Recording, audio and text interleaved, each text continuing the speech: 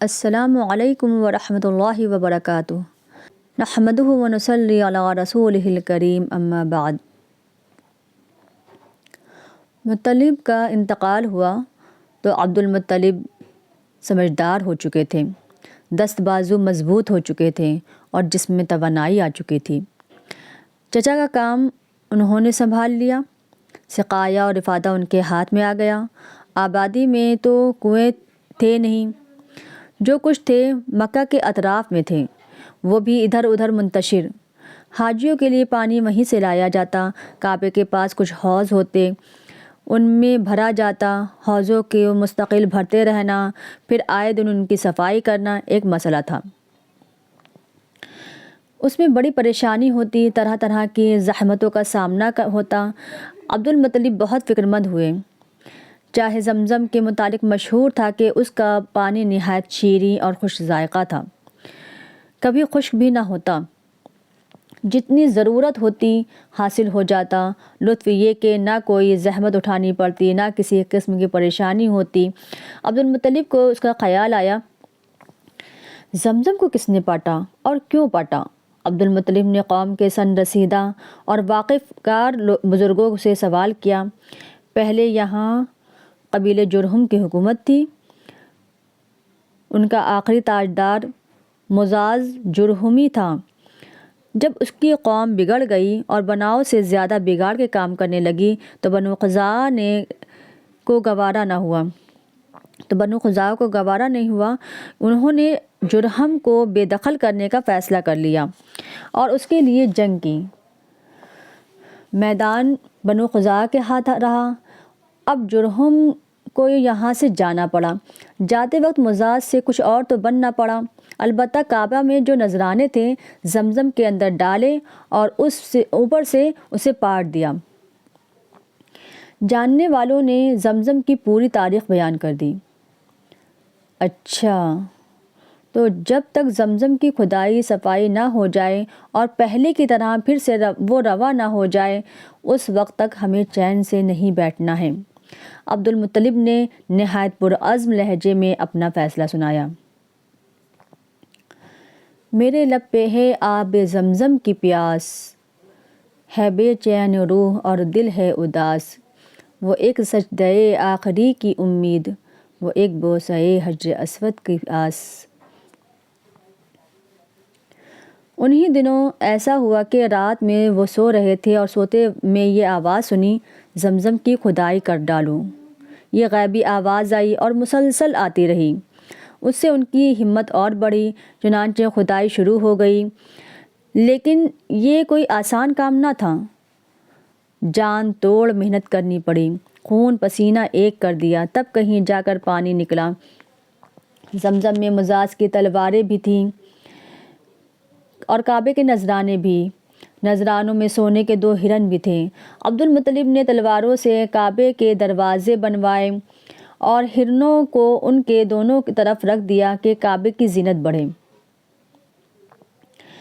زمزم کی کھدائی میں عبد المطلب تھک کر چور ہو گئے، جس کا دل پر کافی اثر ہوا اور تنہائی کا احساس شدت سے ستانے لگا۔ اس وقت ان کے صرف ایک ہی اولاد تھی جس کا نام تھا حارث۔ انہوں نے نظر مانی اور اللہ سے دعا کی، خدایا اگر تو مجھے 10 بیٹے عطا فرمائے اور سب کے سب جوان ہو کر میرا ہاتھ بٹانے لگیں تو ایک کو تیرے نام پر قربان کر دوں گا۔ عبد المطلب کی یہ آرزو پوری ہوئی۔ اللہ نے ان کو 10 بیٹے دیے، سب پلے بڑے، جوان ہوئے اور ان کا ہاتھ بٹانے لگے۔ اب نظر پوری کرنے کا وقت آ گیا۔ عبد المطلب نے بیٹوں کو جمع کیا اور سارا قصہ سنایا۔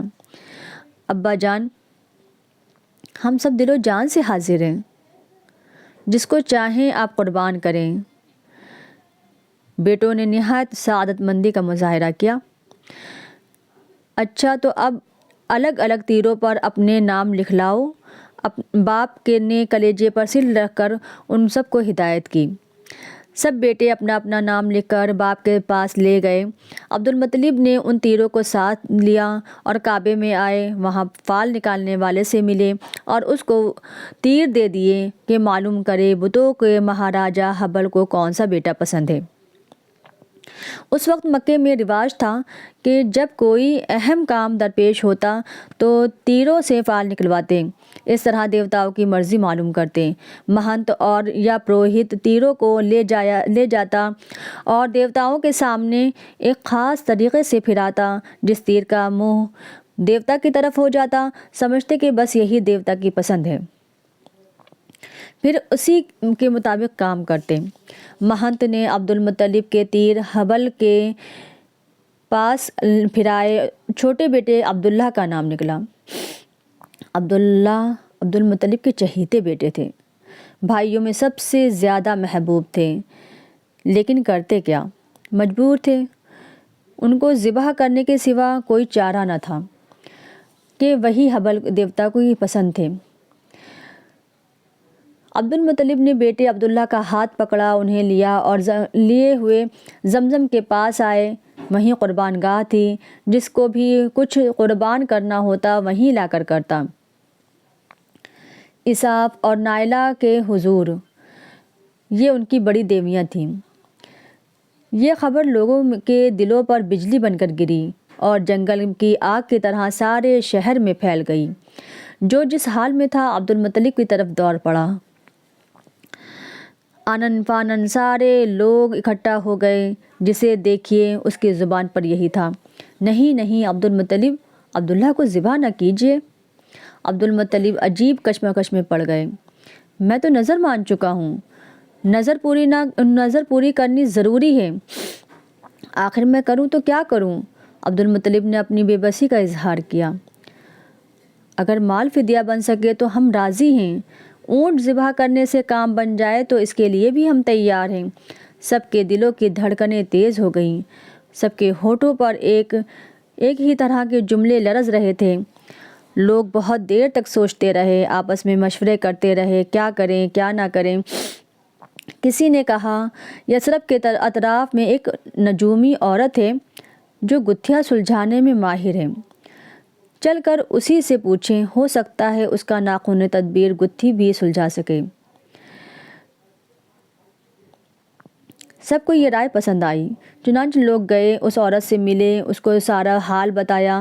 سب کچھ سن لینے کے بعد اس نے پوچھا، کسی قیدی کو چھڑانا ہو یا کسی مجرم کی جان بچانی ہو تو کتنا فدیہ دیتے ہو تم لوگ؟ 10 اونٹ، 10 اونٹ، سب ایک ساتھ بول پڑے۔ ایسا لگ رہا تھا جیسے انہیں امید کی کوئی کرن نظر آ گئی ہو۔ تو 10 اونٹ اور عبداللہ کا نام کا قرعہ ڈالو، اگر اونٹوں کے نام قرعہ نکل آئے تو بہتر ہے، ورنہ 20 اونٹ کر دو، اور پھر بھی عبداللہ کا نام نکلے تو 10 اونٹ اور بڑھا دو، اسی طرح 10 بڑھاتے رہو یہاں تک کہ تمہارا رب راضی ہو جائے۔ اس نجیمی عورت نے اس گتھی کو بھی سلجھا دیا اور مرجھائے ہوئے چہرے گلاب کی طرح کھل اٹھے۔ لوگوں نے ایسا ہی کیا۔